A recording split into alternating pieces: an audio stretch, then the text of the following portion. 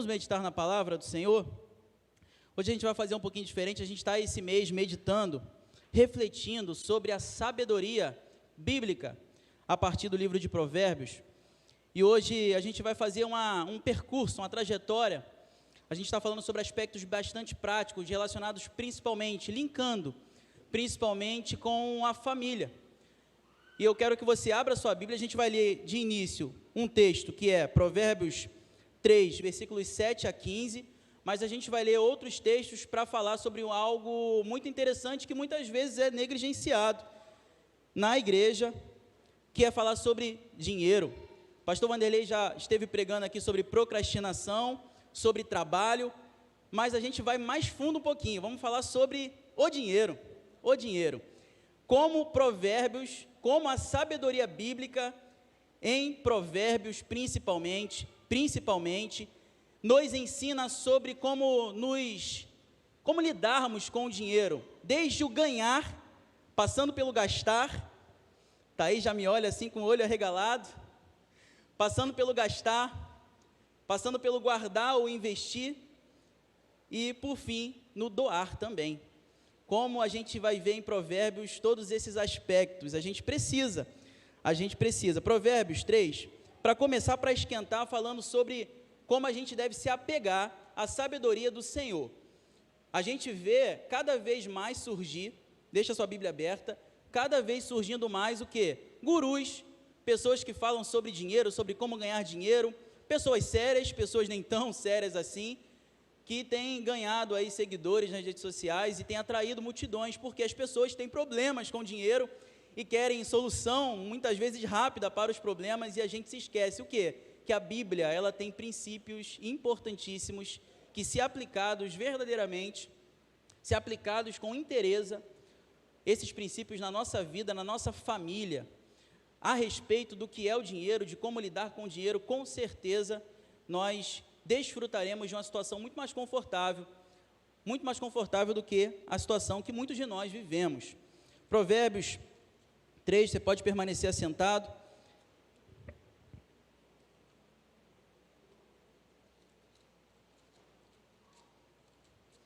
Hoje, como eu disse, vai ser um pouquinho diferente, você não se perca. Para não se perder, eu até botei ali os textos que eu vou usar para projeção, botar aí para você me acompanhar, começando por esse.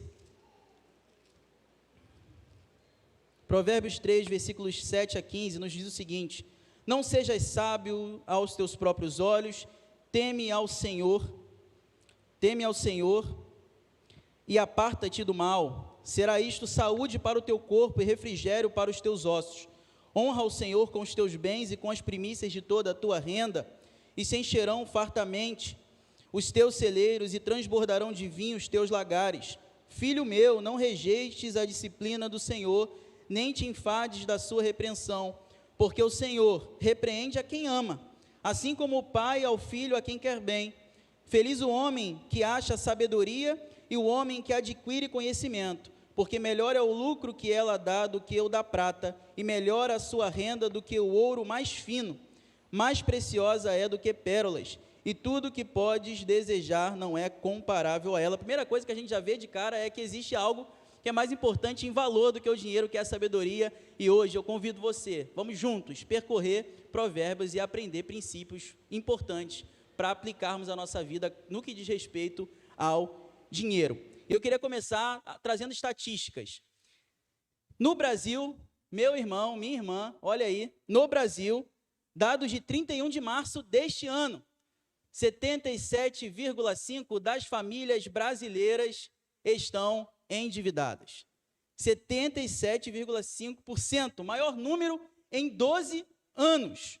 E ainda que, de fato, hajam diversos fatores externos, acontecimentos de proporções mundiais que tenham elevado essa taxa, esse percentual, esse número, quando você vai ler as notícias, as pesquisas, as estatísticas, você vai ver que grande parte dessas famílias está enrolada financeiramente, como nós costumamos falar, mas é endividada, enrolada financeiramente, porque administra mal os seus recursos ou gasta muito mais do que ganha.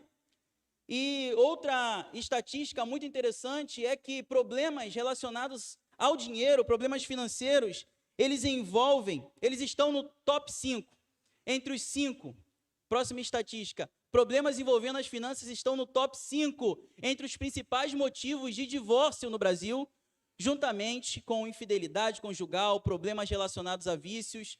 Ou seja, a gente está falando de um problema, e muitas vezes a gente não fala desse problema, a gente vai ver por quê, que é um problema que tem sido pivô de diversas separações, divórcios entre casais.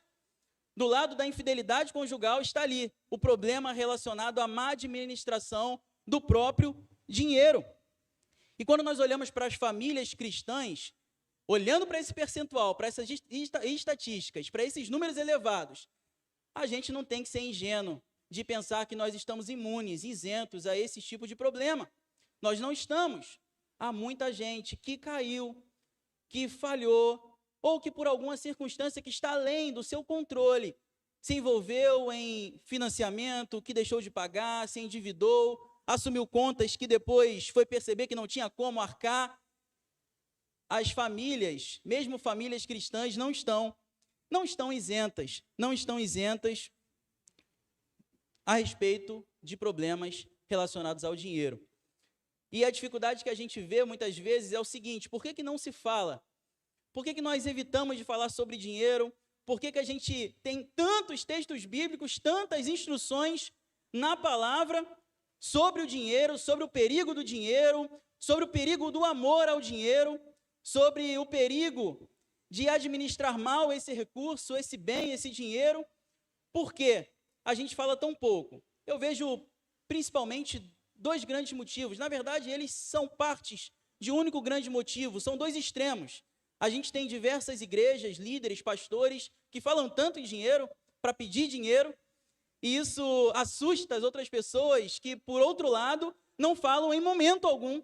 Não falam, só que quando a gente olha para as Escrituras, quando a gente olha para a palavra, a gente vê que ela fala. Então, se ela fala, a gente precisa, concordando com ela, buscando compreender o que ela diz, o que Deus diz através da palavra, e entender quais são os princípios fundamentais que devem dirigir, conduzir a nossa vida quando o assunto é finanças, quando o assunto é dinheiro. Eu trabalho com finanças, não é por isso que eu estou pregando sobre finanças.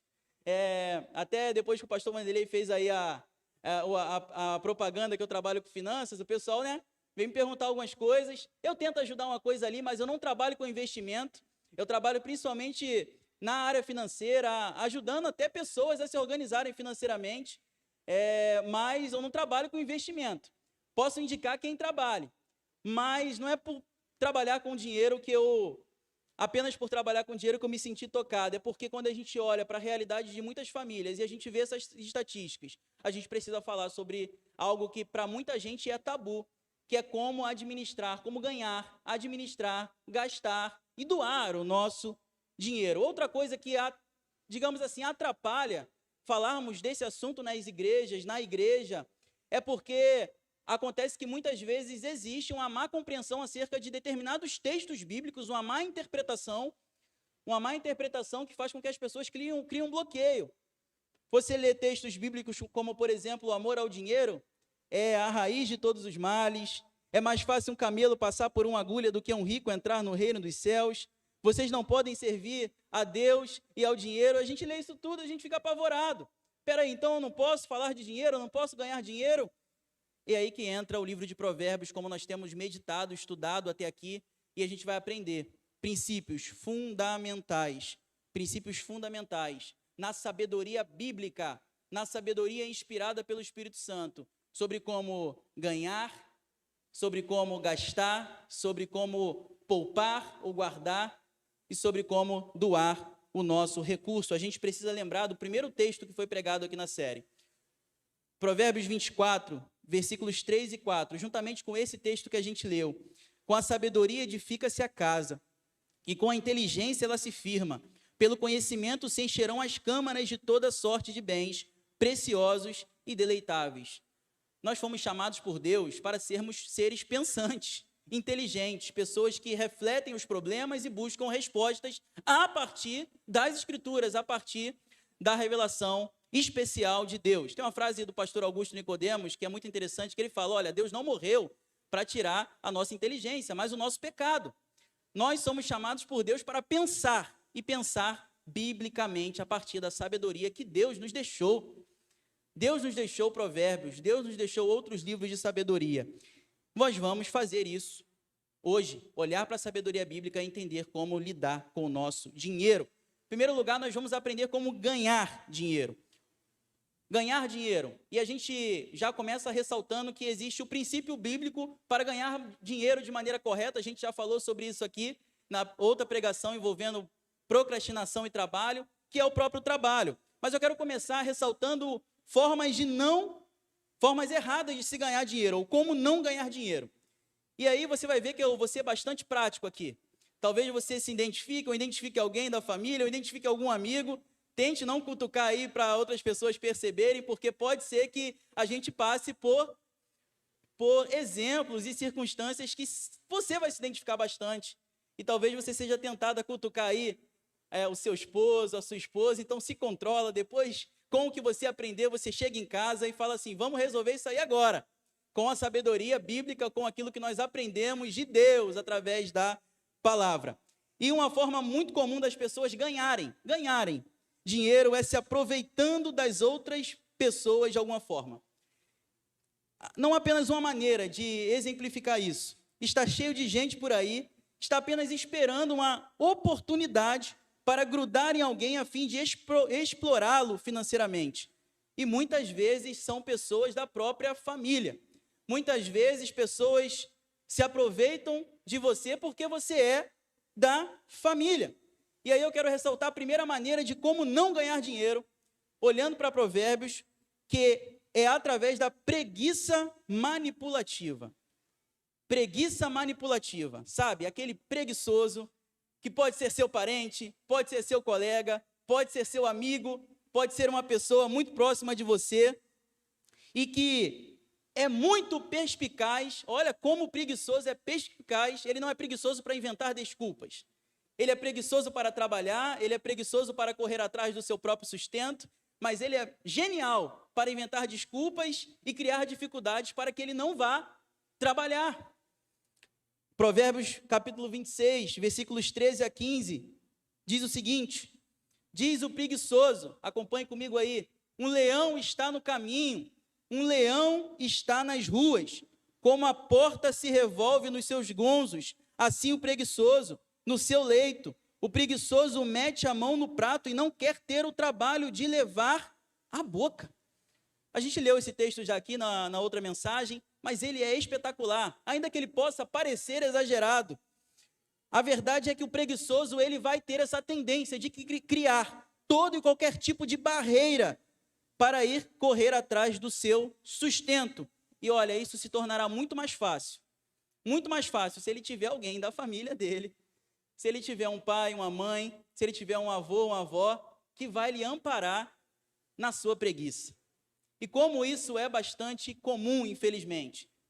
A pessoa já tem o pecado da preguiça que ela não consegue se livrar e ela ainda encontra gente da família que dá suporte e amparo para a sua própria preguiça. O verso de Provérbios fala que esse tipo de pessoa, o preguiçoso, ele não corre atrás do seu próprio sustento, e é exemplificado aqui de uma forma hiperbólica, exagerada, no fato de que o preguiçoso não é capaz de levar comida à sua própria boca.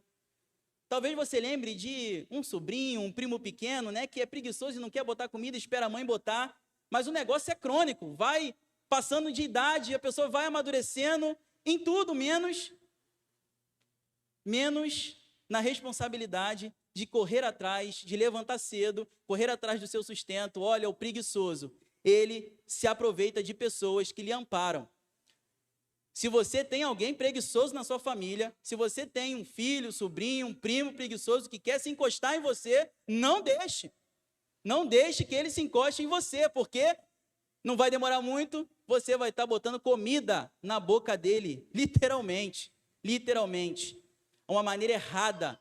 Quando a gente olha para o livro de Provérbios, uma maneira errada é a preguiça manipulativa, sabe? Eu, às vezes, a gente escuta cada coisa, né? Tem um conhecido, eu vou tentar não dar muitos detalhes, que agora tudo é transmitido, né? Um conhecido que ele fala até num tom de brincadeira, né? Ele costuma, não sei se meu pai vai lembrar quando eu falar, a gente costuma falar assim, fulano, está muito parado, o que que houve? Ele fala, não, pô, o central não passa mais aqui na esquina, não dá para ir trabalhar, tem que andar até o ponto final do Vale do Ipê ali para pegar o ônibus, que é onde eu moro. Não, aí está muito difícil, né? Tem que andar, já chega lá com a perna suja, com a canela suja, né? Num tom de brincadeira, o que isso reflete? Reflete que muita gente cria todo tipo de dificuldade. Por quê? Porque muitas vezes encontra alguém na sua família que a sustente. Uma forma equivocada, como eu disse, é a preguiça e a preguiça manipulativa. Ele não se satisfaz em ser preguiçoso, ele quer ainda encontrar sustento e amparo em outra pessoa que coloque a comida em sua boca. Outra forma equivocada que o livro de Provérbios nos ensina de se obter ganho se aproveitando de outras pessoas é o usufruto de coisas alheias, ou seja, de outras pessoas de forma exagerada. Sabe aquele pegar emprestado que nunca volta, sabe? Às vezes a gente brinca muito com o livro isso, né? Às vezes eu fico com o livro do pastor Vanderlei um pouco mais de tempo lá em casa, ele fala, eu sei os livros que estão contigo, né? Eu já emprestei livro que não voltou, eu não dei não, hein? Eu emprestei. Quem se sentir aí constrangido pela minha palavra, sinta-se mesmo, devolva. Aquele emprestado, sabe? Empresta isso aí, me empresta, e nunca mais aquele bem volta. Você conhece com certeza alguém que é assim, ou se não é assim, quer ser. Você talvez dá um freio nessa pessoa. O texto de Provérbios 25, capítulo 25, versículo 17 nos diz, não sejas frequente na casa do teu próximo, para que não se enfade de ti e te aborreça. Imagine que você tem uma casa de praia. E nessa casa de praia vai todo mundo menos você. Você já deu a casa para alguém, de tanto que você empresta essa casa. A pessoa já está fazendo usufruto da sua casa. Você pode emprestar, né? Mas imagina que uma pessoa abuse disso. É esse o cara que Provérbios está falando aqui. E o texto bíblico é sábio em ressaltar, olha, para que não se aborreça de ti e não te enfade de ti. Uma forma que não é errada de ganhar dinheiro, mesmo sendo bastante incomum a nós, é a herança. É incomum porque eu acredito que ninguém aqui recebeu uma herança farta e ficou rico de herança. Ninguém, infelizmente, né? Quem aqui não queria receber uma herança? Nascer já rico. Quanta gente a gente fica olhando assim, nossa, nunca vai pagar um boleto, nunca vai pagar uma conta, nunca vai para uma fila de banco para resolver um problema, uma pendência, não sabe o que é isso, vive em outro universo. Nasceu herdeiro. Tem uns stories que eu vejo, eu não sei quem é o responsável pela conta no Instagram, mas é um cara que comenta muito sobre carros. Né? Ele é lá do Sul, não sei se você já viu. E ele vai abordando pessoas dentro de carros, né? Carros Ferrari, daí para cima. E ele fala, e cara, como é que você conseguiu esse carro? Carro maneiro. E a pessoa vai e fala assim, não, eu sou empresário, trabalho no agronegócio. Né? Agronegócio é uma boa opção aí para você ganhar dinheiro, se você conseguir entrar. Trabalho, sou agropecuarista, sou empresário. E aí, de vez em quando, ele aborda uns que são bem novos e fala, não, cara, eu sou herdeiro. Os caras falam, né, eu sou herdeiro. Como é que eu faço para ter um carro desse aí? Cara, pelo que eu vejo do meu pai, ele trabalha muito. Mas nós não nascemos assim. Ganhar dinheiro recebendo herança não é errado. Não é errado. A gente depois vai falar um pouquinho sobre isso, com mais detalhes. Não é errado. Mas os Provérbios, ele fala sobre a posse antecipada de uma herança. Provérbios 20, versículo 21 nos diz, a posse antecipada de uma herança, no fim, não será abençoada. Sabe o que eu lembro de cara quando eu li esse versículo? Da parábola do filho pródigo. O que ele fez? Pai, ainda imaturo, ainda menino, ainda vislumbrado com poder, status, dinheiro, ele chega para o pai e fala assim, pai, me dá minha parte da herança. O que ele faz? Ele torra tudo, ele gasta tudo que lhe era devido.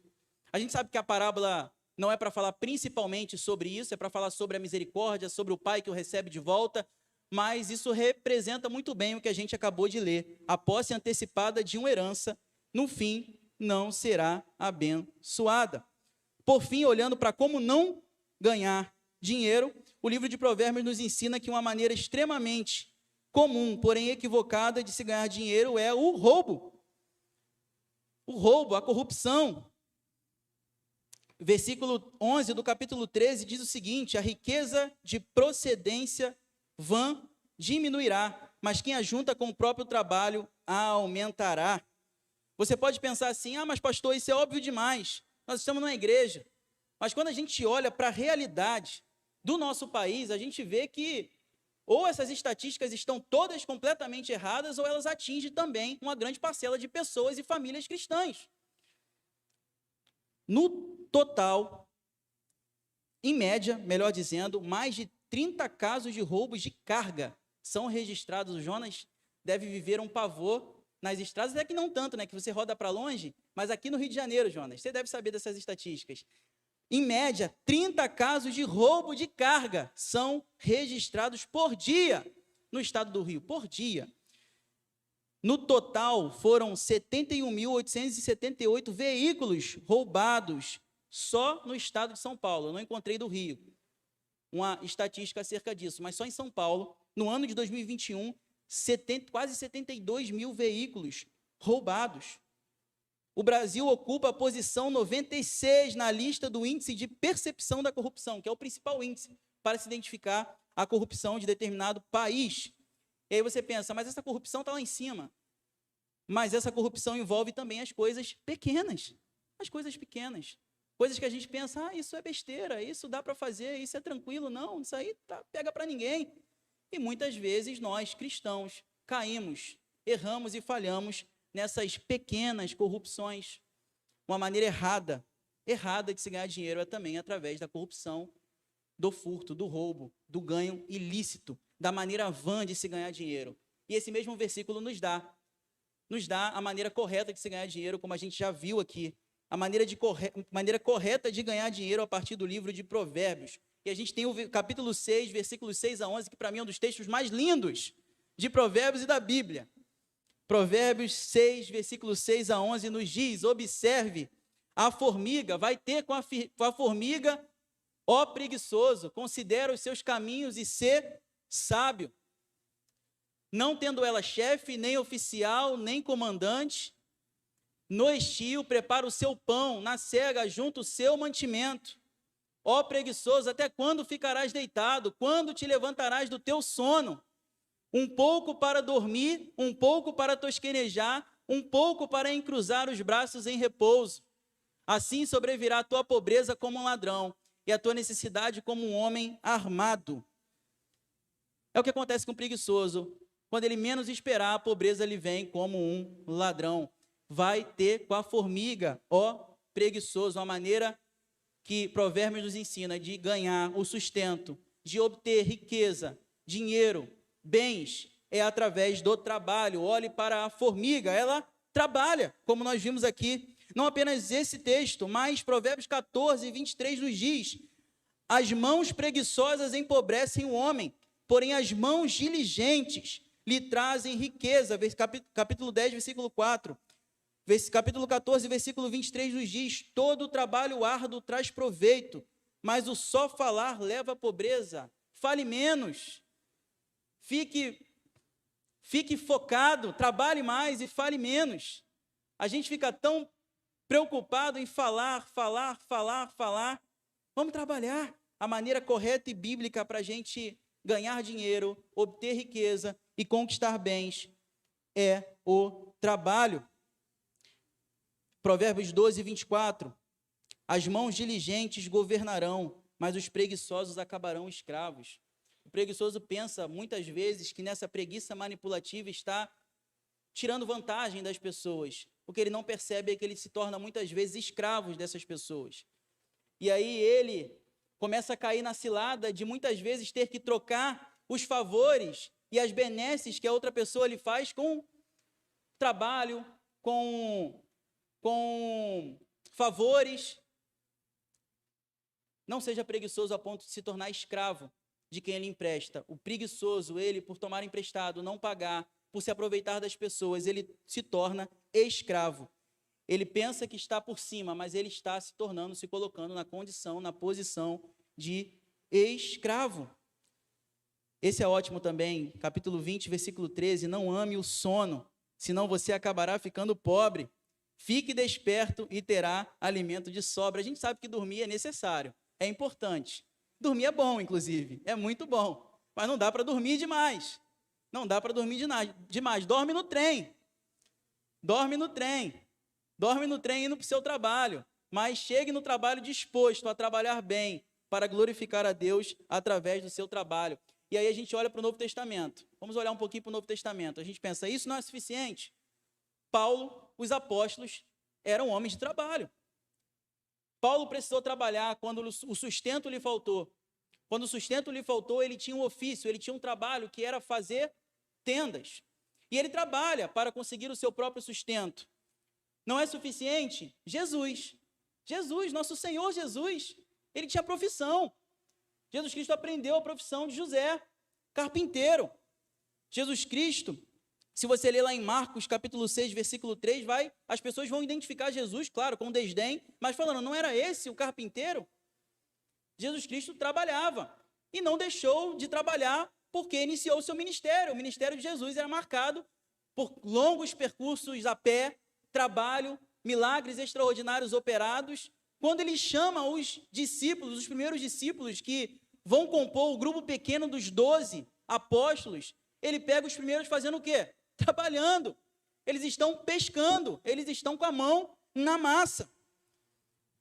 Uma crise que muitos de nós, cristãos, e muitos de nós que nos dedicamos à obra do Senhor, ao trabalho na igreja, no reino de Deus, é a tensão de termos que dividir muitas vezes o serviço a Deus direto, ministrando na igreja, com o nosso trabalho, que a gente costuma chamar de secular. É um grande desafio, é um desafio também para quem é integral. Pastor Vanderlei, a gente de vez em quando tem essas conversas, né? Porque às vezes a percepção de quem se dedica ao ministério de tempo integral é de que ele tem a vida fácil, e não é, né? O pastor Vanderlei rala pra caramba, o pessoal que é visitado por ele sabe, o pessoal que vê aí a dedicação dele, está trabalhando durante a semana, muitas vezes se envolvendo até em atividades do sínodo, do presbitério, mas eu no meu caso, que preciso de segunda a sexta cumprir minha carga horária lá de 44 horas semanais, que desafio, às vezes a gente fica numa tensão sobre como glorificar a Deus através da nossa vida, do nosso trabalho. Você precisa entender que Deus é glorificado, meu irmão, minha irmã, quando você trabalha, e quando você trabalha bem. Não é quando você trabalha de qualquer jeito, não, empurrando com a barriga, sabe? Quando você trabalha de qualquer jeito, esperando só a demissão, que você não quer pedir demissão para não perder a sua indenização, e você fica assim, não, vou fazer meu trabalho de qualquer jeito para que eu seja demitido. Não é assim. A gente glorifica a Deus através do nosso trabalho. Mas eu não canto na igreja, eu não toco. Você glorifica a Deus, meu irmão, minha irmã, através do trabalho. Tem uma história, uma pequena história. Envolve Lutero, Martinho Lutero, o reformador, em que um sapateiro com essa crise, chega para ele e fala, Lutero, não sei como glorificar a Deus, eu não tenho tempo, eu só trabalho. E aí Lutero fala para ele o seguinte, olha, meu irmão, faça um bom sapato, venda pelo preço justo, que Deus está sendo glorificado através do teu trabalho. O trabalho, ele é de Deus, o trabalho não é consequência da queda, não é consequência do pecado. Consequência do pecado é o sofrimento gerado pelo trabalho. Sabe, o Belfor Roxo lotado, eu tenho certeza que é por causa do pecado, é por causa da queda. Mas o trabalho em si é bênção. O trabalho glorifica a Deus e nós fomos chamados a ganhar dinheiro. Você pode ganhar dinheiro sim, não tenha medo do dinheiro, só não pode deixar o dinheiro te dominar, mas ganhe o dinheiro através do trabalho, porque assim você estará glorificando a Deus. Então, como não ganhar dinheiro? Roubando, não ganhar dinheiro se aproveitando das pessoas, fazendo usufruto alheio, ganhe dinheiro trabalhando. Olha como a Bíblia é extraordinária. Nos ensina que nós devemos ganhar dinheiro, mas ganhar dinheiro da maneira correta. Não precisa ter medo do dinheiro. Trabalhe e conquiste seus bens. Ganhe dinheiro de maneira lícita e correta para a glória de Deus. E não apenas o ganhar, mas o gastar também. Eu acho que esse ponto é o mais complicado, né? Lá em casa eu sou o Gastão, acreditem, lá em casa eu sou o Gastão, Delis é a econômica e eu sou o Gastão. Então eu falo aqui para mim também, o foco vai se concentrar naquilo de maior dificuldade que as famílias brasileiras têm, o gastar. Muitas famílias estão endividadas, enroladas, por quê? Porque gastam mais do que ganham, não sabem gastar. Gastar não é errado, a gente vai ver isso aqui. E aí a gente vê como não gastar versus como gastar, olhando para Provérbios. O primeiro princípio que a gente percebe é o princípio de planejamento. A gente falou até um pouquinho sobre isso de manhã. Planejar é importante. A gente não pode cruzar os braços e falar assim, não, eu estou orando, mas eu não planejo. A gente precisa de planos para entregar a Deus para que Ele abençoe, mas a gente precisa planejar. Planejamento versus precipitação. E como a gente é precipitado? Como nós somos precipitados? Provérbios 21, versículo 5, diz o seguinte: os planos do diligente tendem à abundância, mas a pressa excessiva à pobreza. Pressa excessiva. Às vezes você quer comprar aquele negócio. E você vai comprar, mas tenha paciência, espere.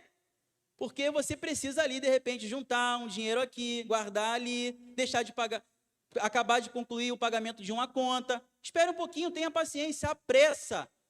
A precipitação faz com que muitas famílias e famílias crentes se enrolem em dívidas financeiras.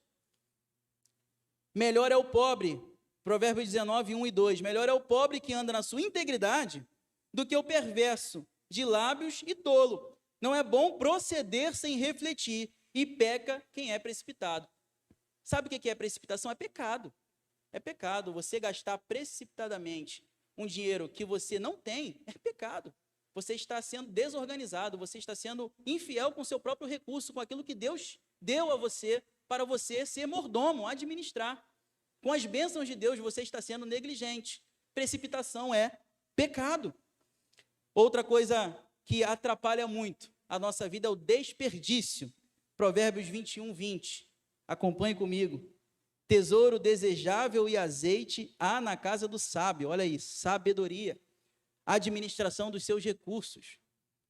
Mas o homem insensato os desperdiça. E olha, lá em casa a gente desperdiça muita comida, às vezes que a gente deixa estragar. A gente compra com olho, sabe?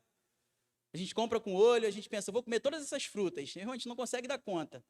E olha que eu estou comendo muita fruta. O presbítero Evilásio está ali orgulhoso. Estou comendo muita fruta. Mas mesmo assim, a gente olha lá, está estragando. É uma coisa mínima, mas se aplica a proporções maiores também. Evite o desperdício. O sábio, ele sempre tem azeite. Do sábio não acaba o azeite. Tesouro desejável e azeite há na casa do sábio. Mas aquele que é insensato desperdiça. Talvez você não perceba porque você não faz o cálculo. Mas aqueles pequenos desperdícios de produtos de limpeza, de comida na sua casa, de dinheiro até mesmo que você compra aquilo que você não precisa, olha, depois se você botar na ponta do lápis, ó, as piores dívidas e despesas começam assim, ó, são um montão de coisa pequenininha. Pensa no Uber. Uber, corrida pequena, R$7. Meu irmão, quando chega no final do mês, você andou tanto de Uber que dava para você ir em outro país e voltar. E aí você vai ver como doeu aquilo ali. Como doeu. Meu irmão, pega ônibus. Vamos pegar um ônibus. De vez em quando é bom, né? Lembrar um pouquinho de como é que é um ônibus, um trem. Né? A gente quer andar de Uber, é bom andar de Uber, mas o Uber vai lá, R$7. 6 e pouco, 6,80. 8,10. Quando tu vai ver, a fatura está lá. Parece que você andou para o Brasil todo, viajou de Uber. Foi para outro estado. Né? As menores coisas é que muitas vezes nos surpreendem. O desperdício de energia. O desperdício de energia elétrica. O desperdício de combustível no seu carro, olha aí. Desperdício de combustível no seu carro, às vezes a falta de uma manutenção. Estou tocando em aspectos bastante práticos porque são reais. Às vezes você não calibrar o pneu do seu carro regularmente. Vai fazer você consumir mais combustível. O combustível, ó, tá caro. Tá caro. Evite o desperdício. O sábio, ele armazena, ele guarda, mas ele não desperdiça. O sábio, ele sempre tem azeite. Ele tem tesouro, porque ele não desperdiça, ele age com sabedoria. Outra coisa importante que a gente precisa aprender em Provérbios é o princípio do contentamento. Eu deixei esse aqui para esse finalzinho. Por quê? Descontentamento versus contentamento. A gente olha para Provérbios 30, versículos 8 e 9, a gente lê o seguinte: não me deis nem a pobreza nem a riqueza, dá-me o pão que me for necessário, para não suceder que, estando eu farto, te negue e diga quem é o Senhor. Tem uma frase brilhante de Calvino, em que ele fala sobre o que é riqueza e o que é pobreza, olhando para a sabedoria bíblica. Ele vai dizer o seguinte: a riqueza reside em não desejar mais do que se tem. Isso é prosperidade. É você ter o que precisa e se contentar com o que tem. E a pobreza reside em não se satisfazer com o que se já tem. Por isso que você vê pessoas que têm muito dinheiro e não conseguem se contentar. Estão sempre correndo atrás do vento, estão sempre se desgastando, se matando e matando as suas famílias para ter mais e mais, porque lhes falta contentamento. Outra coisa que nós não devemos fazer para que o nosso dinheiro seja poupado, para que não gastemos em demasia, para que não venhamos a perder dinheiro. Provérbios 22, 26 e 27 nos ensina que nós não devemos nos colocar como fiador, olha, nem de nós mesmos, muito menos de terceiro, a não ser que a gente possa assumir realmente aquela dívida. Isso aí, meu irmão, então, poxa, meu primo, me empresta aí seu cartão, me empresta aí seu nome para eu comprar esse negócio aqui. Meu sobrinho, minha tia, meu tio, pai, meu filho, me empresta aí. Vamos abrir um crediário aí no seu nome para eu comprar um negocinho. Compre esse negocinho aqui que pode deixar que eu vou pagar todo dia 5, o dinheiro vai estar na tua conta, eu vou fazer o Pix, me manda aí a chave. Meu irmão, nunca vai vir o dinheiro, não vem o dinheiro. Não vem o dinheiro e você não tem como pagar. Você gastou algo que não tinha, não apenas o seu dinheiro, mas a sua reputação. E você tem uma reputação como servo de Deus. Você deve glorificar a Deus através da sua vida, do seu testemunho. Você se coloca numa condição, muitas vezes, de se constranger por um problema que você não arrumou. Quantas vezes isso não acontece? Não estejas entre os que se comprometem e ficam por fiadores de dívidas, pois se não tens como que pagar, que arriscas perder a cama debaixo de ti? Por que arriscas perder a cama debaixo de ti? E por fim, cuidado com os amigos aproveitadores. Amigos aproveitadores, amigos entre aspas, porque amigo está aí contigo no momento bom, no momento ruim, está para te apoiar, está para ser suporte para você. Provérbio 19, versículo 4 diz: as riquezas multiplicam os amigos, mas o pobre, o seu próprio amigo deixa. Olha, isso aí eu acredito que 90% aqui já sentiu na carne. Quando você está bem, meu irmão, vem todo mundo para perto de você ali, ó, meu amigo, mas você está na situação delicada, está na situação difícil, você olha para o lado, não tem ninguém para te dar um suporte. Cuidado com esse tipo de amigos, porque esses amigos são preguiçosos manipulativos, que querem se aproximar de você para tirar proveito da sua aproximação. 3, guardar e investir. Uma vez que você aprendeu como ganhar dinheiro de forma correta, como gastar de forma correta e como não gastar, a gente sobra aquela gordurinha ali para guardar e investir. E a gente pensa o seguinte: quantas vezes a gente pensa assim, não, guardar dinheiro o quê? Isso é avareza. Guardar dinheiro para quê? Não, a gente tem que gastar dinheiro. Quantas vezes a gente não cai nesse papo, né? Não, o dinheiro está aí para se gastar.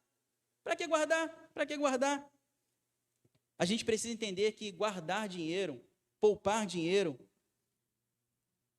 não é algo que a Bíblia condena, para começar daí. Pelo contrário, ela incentiva.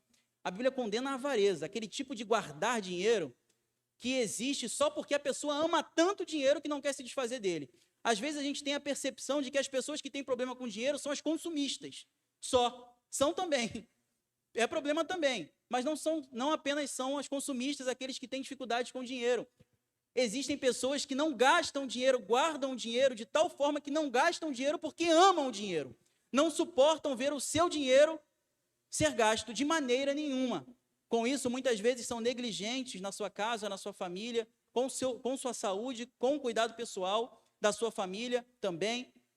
É esse tipo de avareza, de guardar, que a Bíblia condena, mas a Bíblia não condena a economia. A Bíblia não condena a boa administração do recurso, pensando no futuro, não apenas seu, meu irmão, minha irmã, mas dos seus também. Nós precisamos guardar e poupar dinheiro para quê? Prover para os nossos filhos. Eu estava brincando aqui sobre não sermos herdeiros.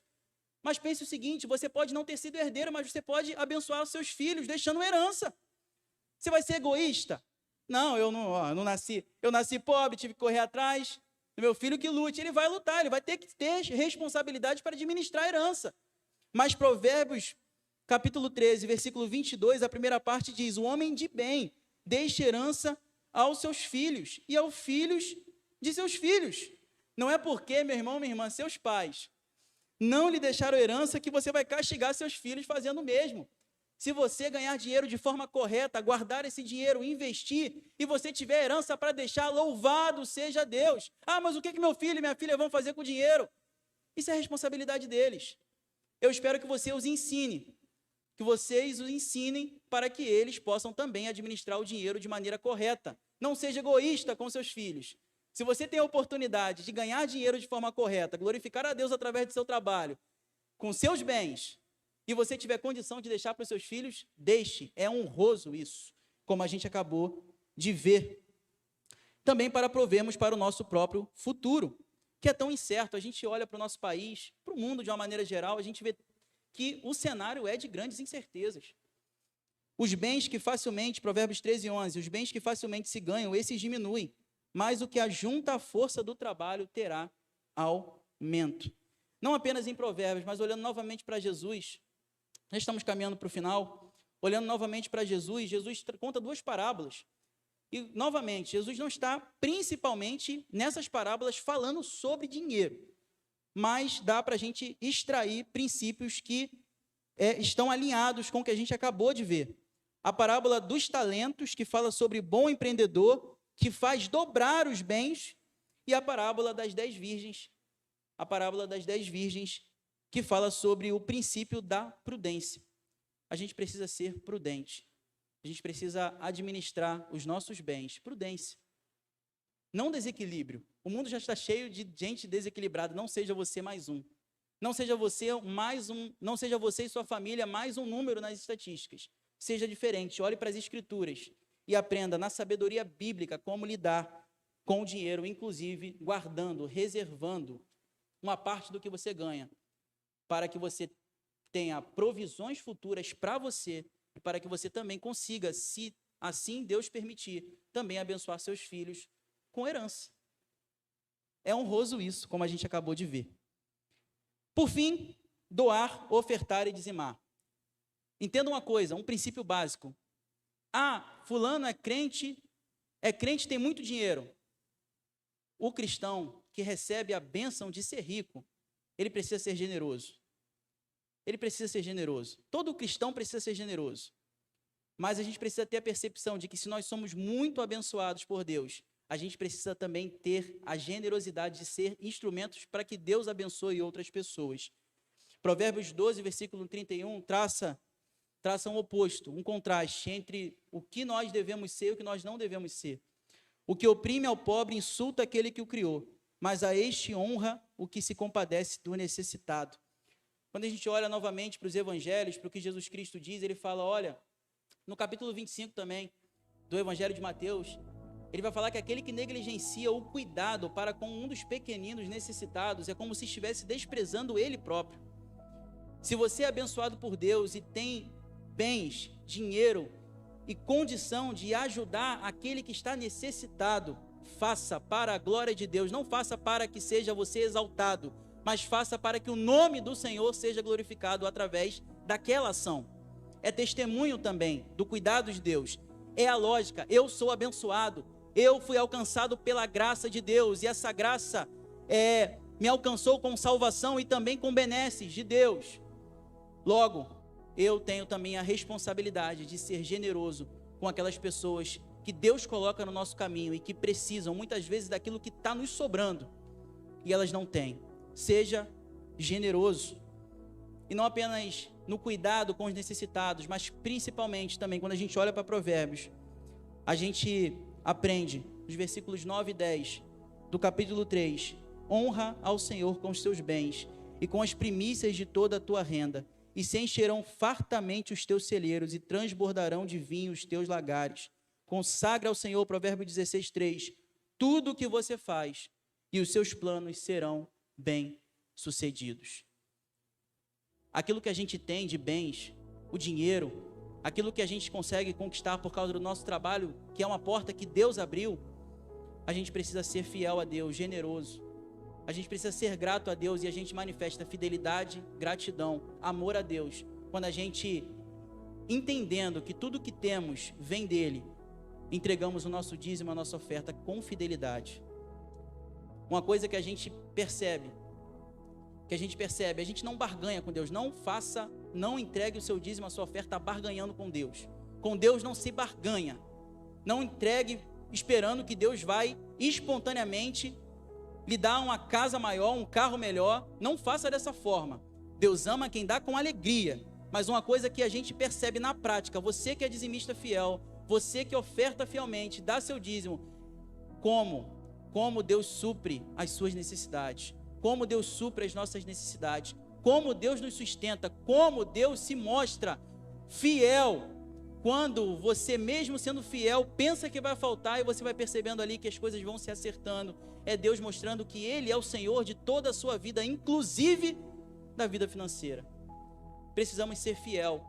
Ser fiel no dízimo e na oferta é uma demonstração de gratidão, generosidade e fidelidade.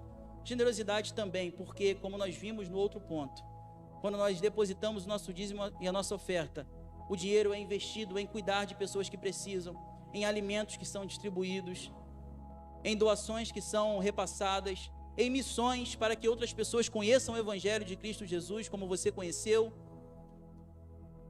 Provérbios e toda a Bíblia estão